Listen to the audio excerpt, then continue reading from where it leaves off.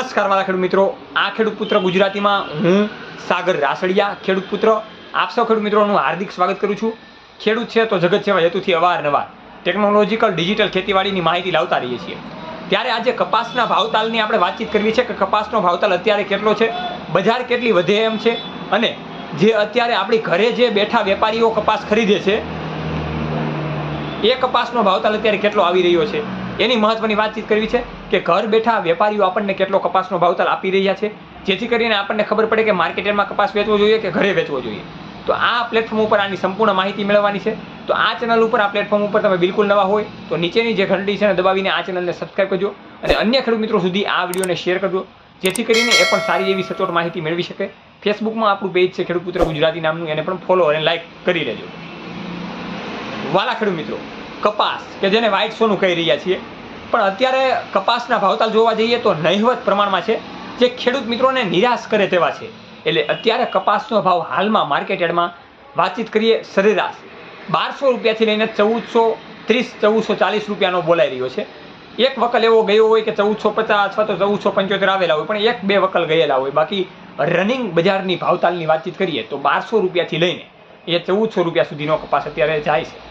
તો એમાં Gondal market yard આવી ગઈ, અમરેલી માર્કેટ યાર્ડ, જામનગર, રાજકોટ, જુનાગઢ, આ તમામ માર્કેટ યાર્ડમાં કપાસ આટલી હદે, બોટાદ માર્કેટ યાર્ડ ગણીએ, જસદણની ગણીએ, એમાં સરેરાશ 1200 રૂપિયાથી લઈને 1400 રૂપિયા ભાવતાલ ચાલી રહ્યો છે। હવે ઘણા બધા ખેડૂત મિત્રો એવું વિચારે છે કે ઘરે બેઠા કપાસનો ભાવ જો સારો આવે તો દઈ દેવાય કે ના દેવાય।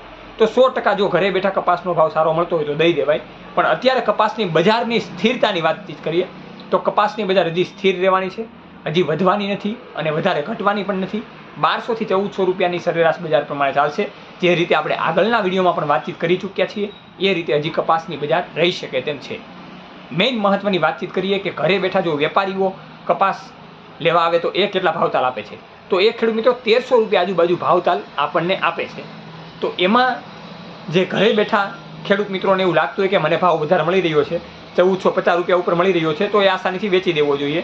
બાકી 1300 રૂપિયા આજુબાજુ, 1400 રૂપિયા આજુબાજુ કોઈ સારા એવા વેપારી હોય, કોઈ વેપારીની સારી એવી લાઈન હોય તો એ સારો એવો ખેડૂત મિત્રોને ભાવતાલ પણ આપી શકે તેમ હોય, તો એની પાસે પણ તમે આસાનીથી કપાસ વેચી શકો છો।